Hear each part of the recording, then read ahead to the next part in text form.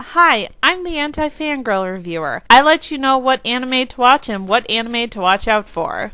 Oh, please believe me, I hate to miss the train. Oh yeah, oh yeah. And if you leave me, I won't be late again. Oh no, oh no, no, no. I've got a feeling, yeah. And I've got a feeling that if you have any idea what that was about, and if you excuse my crappy singing, you're gonna like this anime. This is Beck, Mongolian Chop Squad. Beck was based off of the manga by Harold Sakuishi. Yukio Tanaka, nicknamed Koyuki, has a rather dreary outlook on life at the start of our story, but then again, this 14-year-old really doesn't have anything going for him. He's not that good at school, nor does he have any interest in sports. He doesn't have any close friends, he gets picked on regularly, and his love life is non-existent. The joy that has been absent from his life comes to him gradually, after he chases some kids away from bullying a rather strange-looking dog. The owner of the dog turns out to be the very laid-back teenage musician, Ryusuke Minami. Koyuki, with the encouragement of Ryusuke and the instruction of the eccentric middle-aged Saito, begins to learn guitar and plunge deeper into the world of music. Because of his growing skills as a guitarist and natural talent as a singer, Koyuki joins bassist Taira Yoshiyuki, lead vocalist Chiba Tsunemi, drummer Sakurai Yuji, as well as Ryusuke on lead guitar to form the band Beck. Ryusuke has the highest hopes for his band, trying to outperform his former band member and rival, Eiji, in creating the ultimate band. The narrative covers about 3 years of the band members' struggles to become like the greats they idolize, as well as their daily struggles. In Koyuki's case, this usually comes in the form of romantic misadventures he has with Ryusuke's sister Maho. Beck Mongolian Chop Squad was produced by Madhouse, a studio that has made some really great looking shows, but Beck overall is not one of them. This anime falls victim to the budget that studios usually shell out for slice of lifes, but they decided to use their limited resources in the fashion of a lot of older mech anime. Like many aged mech series, the animation looks stilted and even awkward about 70% of the time. There's also way too many static establishing shots in this show, but it kicks into high gear and looks fantastic for the scenes that really matter. For mech shows, it's the battles involving giant robots. For Beck, it's the concert performances. So, in other words, when Beck needs to deliver, it really delivers. Quick finger-picking, drumstick smashing, fluid movements of bodies to music, and sweat dripping down foreheads matched with well-timed editing completely make up for the other scenes in the show that don't look as good. They also did a really great job capturing the manic energy that can be felt from a pumped crowd, whether the fans are stuck inside a tiny club or a giant outdoor venue. It's damn near palatable in the excitement of getting swept up in a great band. Which leads us to discussion of the actual music. Probably about 95% of the music in the series is either what is being played or listened to by the characters, and as expected in a show about a band, more time and attention is spent on what is being played.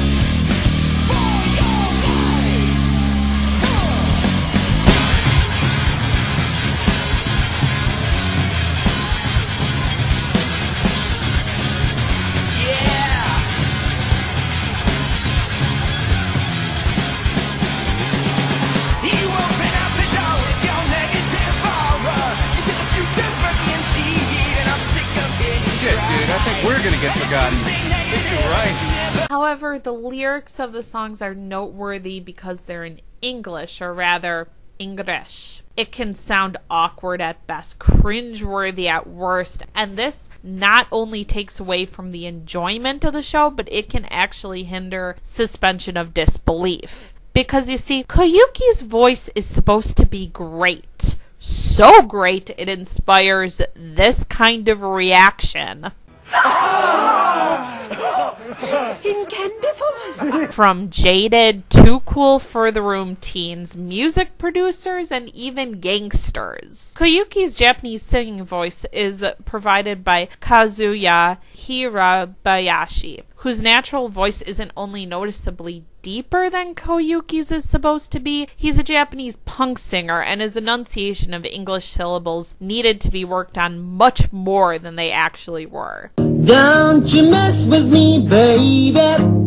Everybody knows I'm here. All I gotta say, got my mind made up.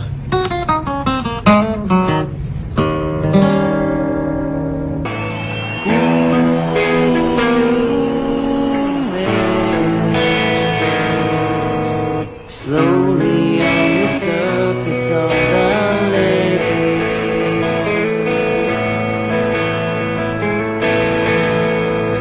you are there, smiling in my arms for all those years.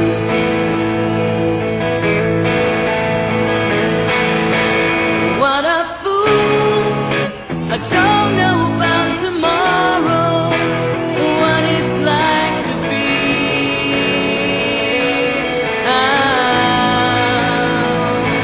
I was sure I couldn't let myself go, even though I feel,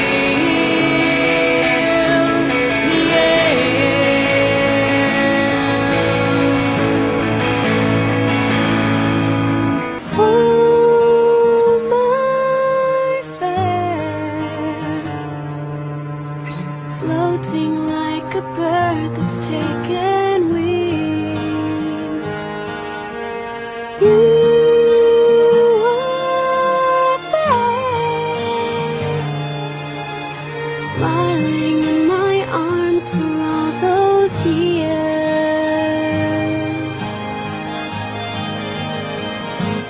What a fool! I don't know about tomorrow, what it's like to be.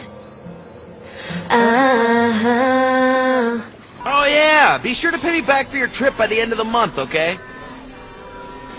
This Leon, he's the kind of guy that would kill Erica Blige for money, isn't he? Yeah, I'll be playing this one safe. Don't want to wind up dead over it. Well, in that case, sooner's better than later, okay? Forget about it. What, do you honestly think I'm gonna get whacked? Seriously, though, I need that money back. It's been said that Beck plays out like an indie film that's 26 episodes long, and for better and for worse, that's true. The pacing can be stilted and mercilessly slow, and as many truly great moments there are in this series, and there are some really awesome ones, including a brief homage to the Shawshank Redemption, there are just as many bland moments present. The creators obviously wanted to capture the actual reality of teenage life, and the show does its job in that respect by keeping itself grounded in the meandering hopelessness, confusion, mixed feelings, mixed messages, and disappointment as teens constantly ask themselves, is this it? From this perspective, some might even think of this show as an antidote to most anime that focus on high school life, which are plagued with formula characters and trite, intellectually bankrupt storylines. But as great and relatable as the characters are, as familiar as they feel, their bigger moments that don't involve the band don't feel as powerful as they could if the narrative was much tighter. The story might have been better served if they kept within traditional lines of presenting a conflict and then coming to a resolution before moving on to the next thing. I think this series deserves an 8.5 out of 10, and this personally makes me a little sad because with a little tweaking, I think this show could have been something truly excellent, but as it stands, what Beck needs to get right, which is to get you to care about the characters and rock out with them, it gets spectacularly right. Recommendations. Well, if you love indie movies and rock music, I can think of no better show for you. Also, if you've always wanted to watch a show that really speaks to high school experience without making it picturesque or so overdramatic it kills all believability, you'll probably really enjoy this. Plus, fans of any of the aforementioned voice actors,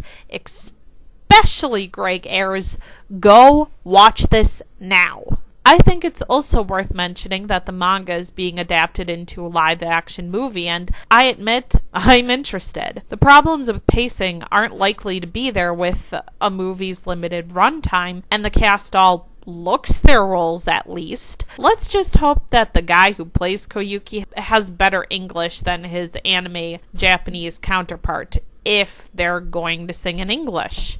Here's to hoping anyway. Sayonara und auf Wiedersehen.